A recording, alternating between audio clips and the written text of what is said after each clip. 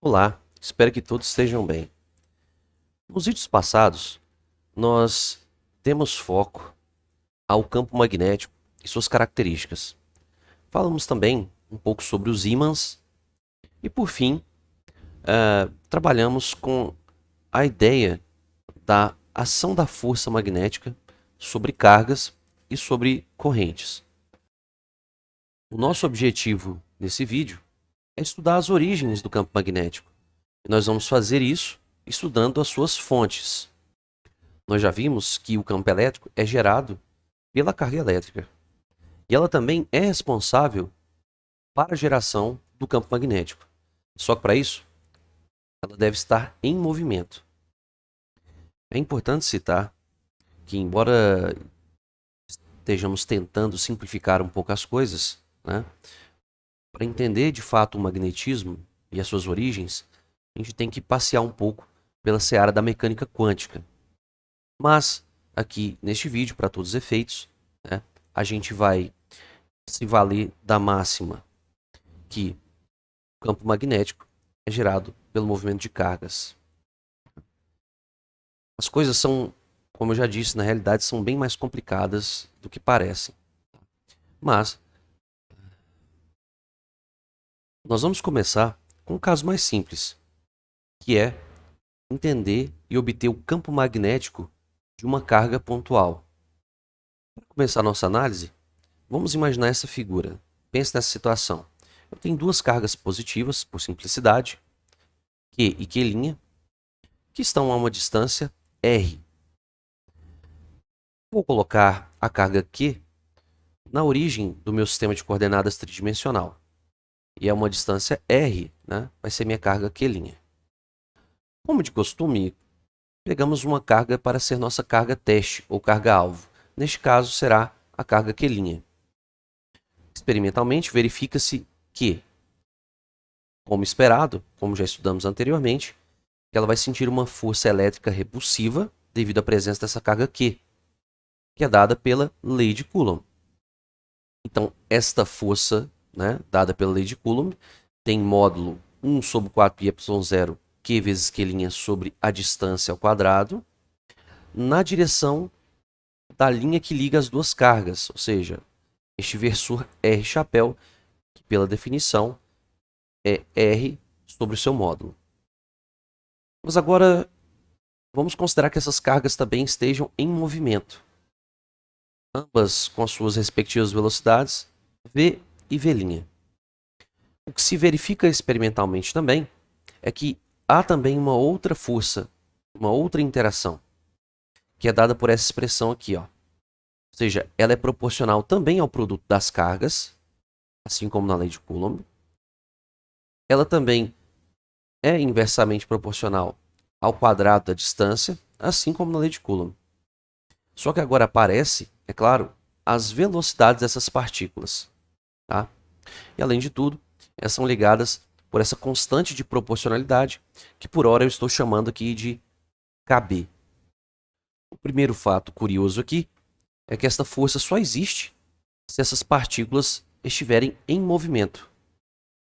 Outro fato curioso é a direção dessa força. Se tomarmos aqui a força elétrica, vemos que ela é uma força central, ou seja, ela está na linha que liga as duas cargas.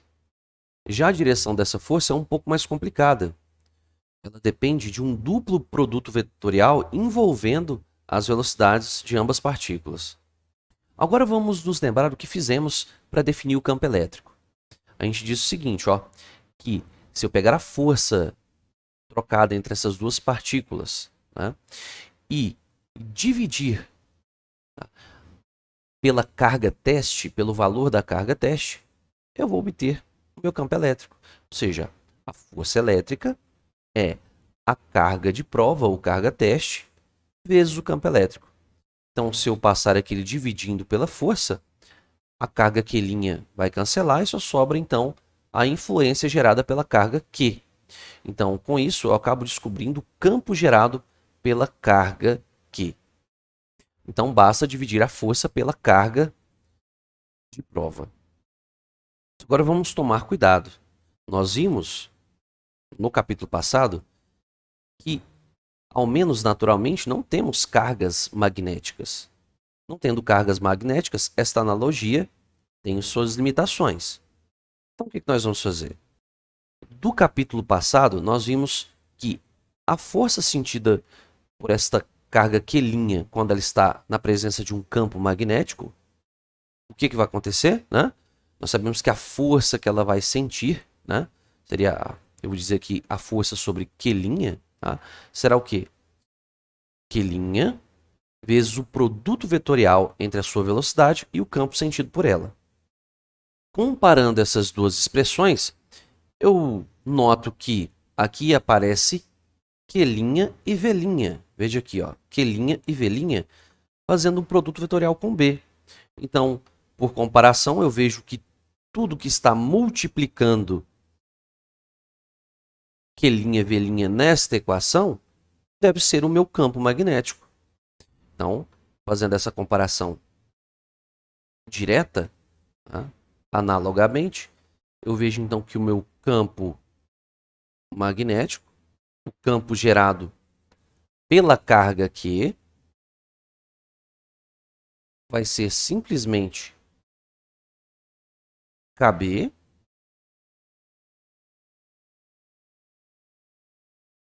vezes Q sobre a distância ao quadrado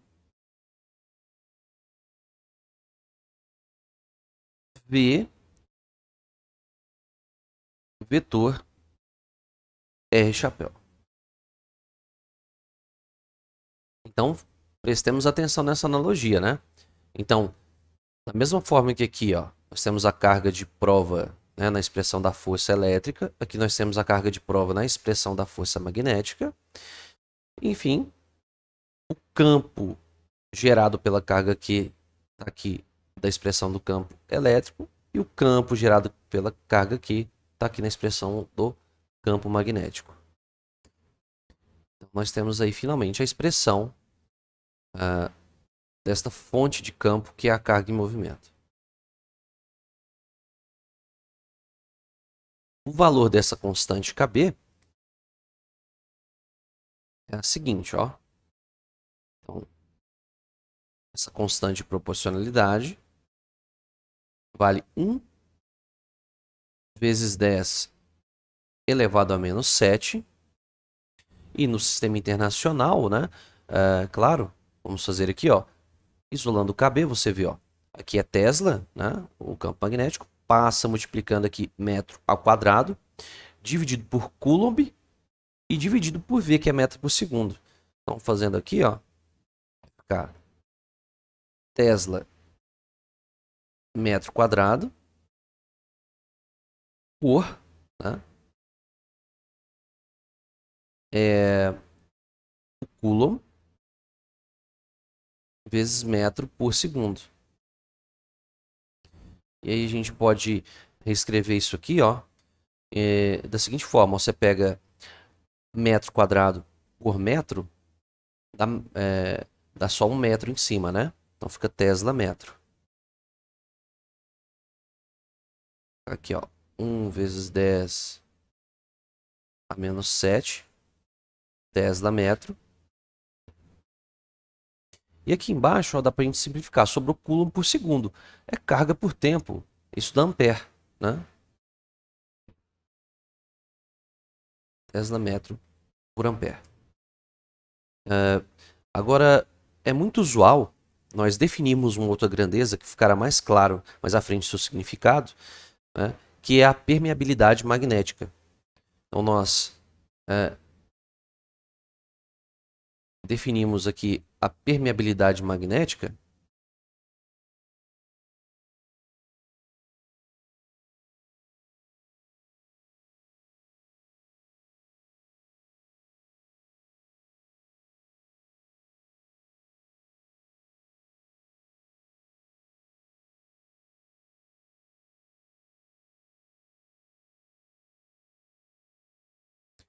como sendo μ0, que é 4π vezes esse kb. Então, Esse KB é 10 a menos 7, então vai ficar μ0 é 4π vezes 10 a menos 7 Tesla metro por ampere.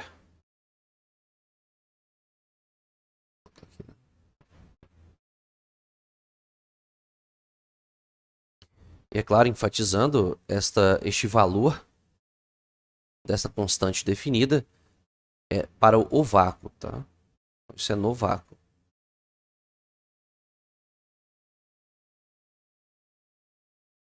Então a gente vê aqui, ó, a gente pode reescrever essa expressão em termos desta constante que foi definida aqui.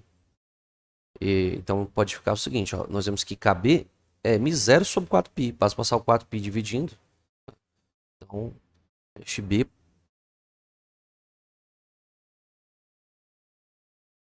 pode ser escrito então como μ0 sobre 4π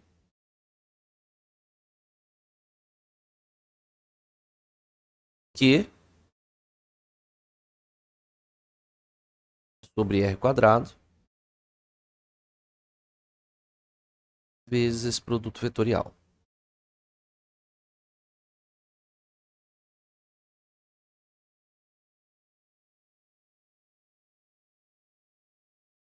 O próximo passo é definir o campo magnético agora, não só para uma carga, mas para um conjunto de cargas em movimento. A gente sabe que essas cargas em movimento ordenado se chama corrente elétrica.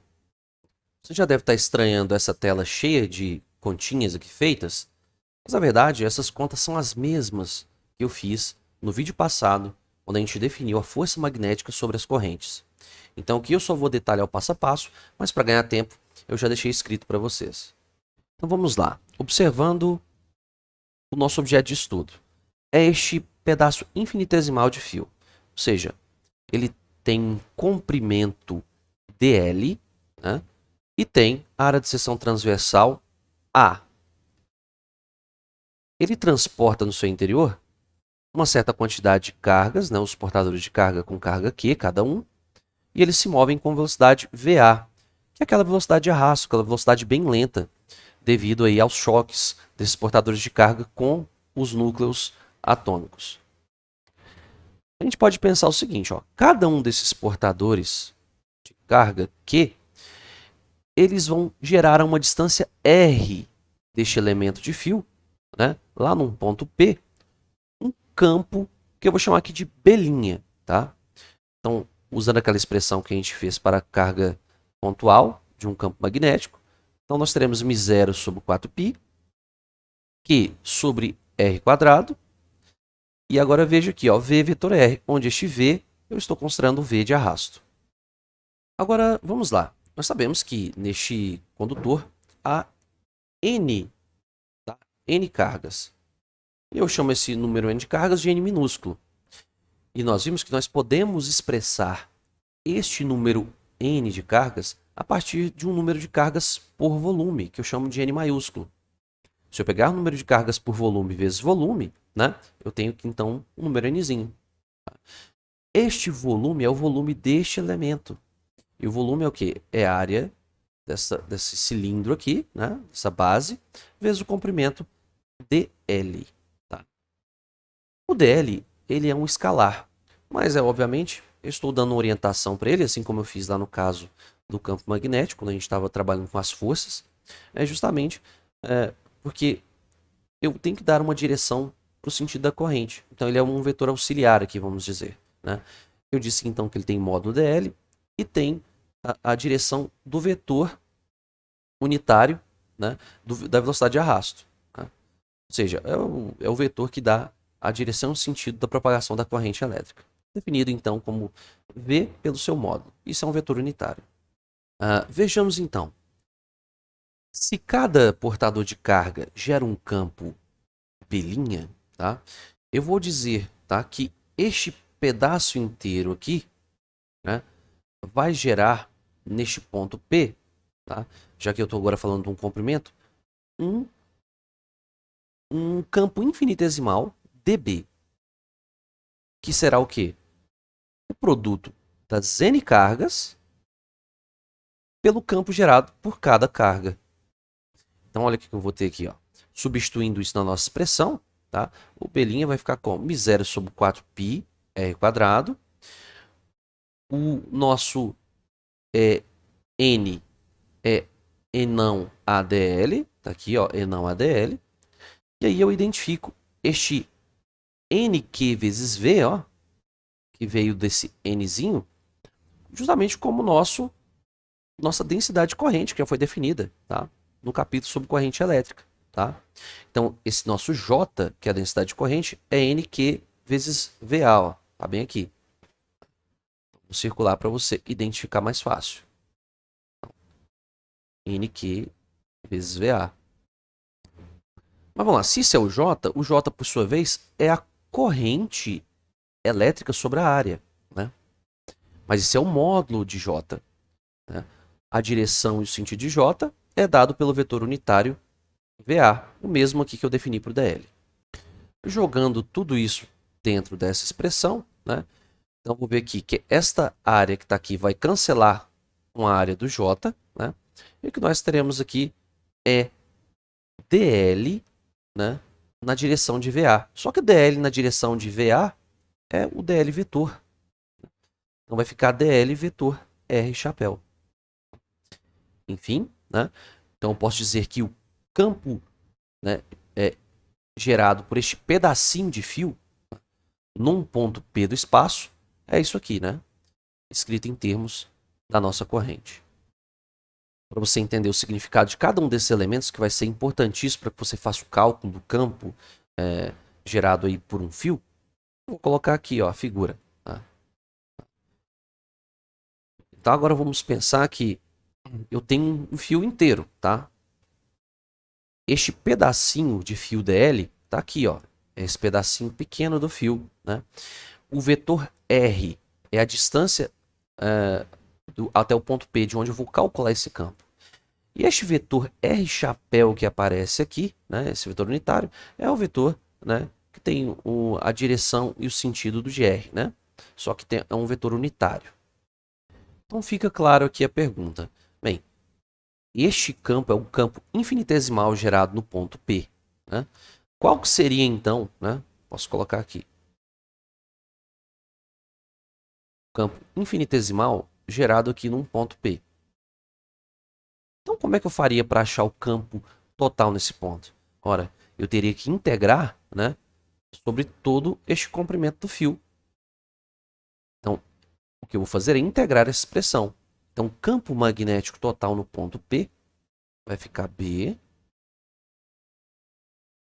né, igual a integral desse lado direito, que é a integral aqui desse lado, tudo isso aqui é constante, né, o μ0, o i, o 4π.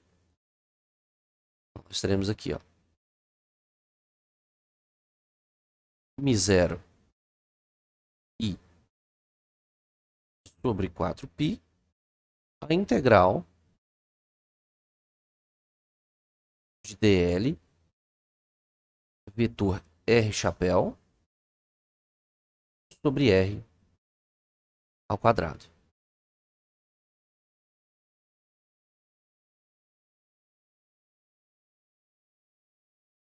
Essa expressão que a gente acabou de encontrar é conhecida como a lei de Biot-Savart.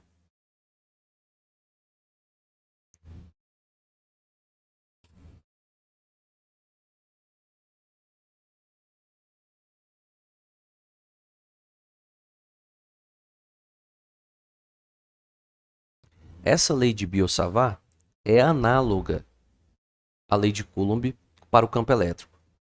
Com essa expressão, você vai poder calcular o campo magnético gerado por uma corrente, tá, via integração direta, que você vai perceber que nem sempre é fácil. Eu posso escrever esta lei de Biot-Savart de uma forma alternativa, se eu optar por sumir aqui com este vetor unitário R chapéu em termos do próprio R. Simples, né? Então, às vezes é conveniente fazê-lo. Então, posso colocar aqui ou, né? Eu posso escrever isso como B igual a μ0i sobre o quadro π, a integral de dl vetor r sobre r ao cubo, onde simplesmente eu utilizei o fato de que r chapéu é o r vetor sobre seu módulo r. Então, este aqui no denominador, com este r ao quadrado, fica r ao cubo.